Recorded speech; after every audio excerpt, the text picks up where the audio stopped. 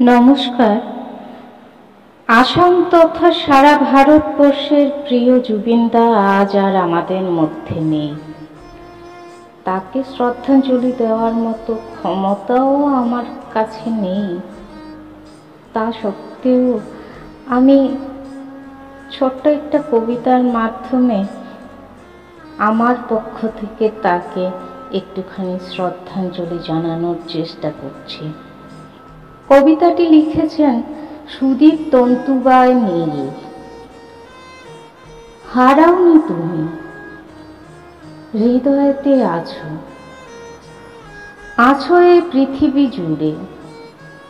শিল্পীরা কভু হারায় না প্রিয়, হেঁটে চলে রোদ্দুরে।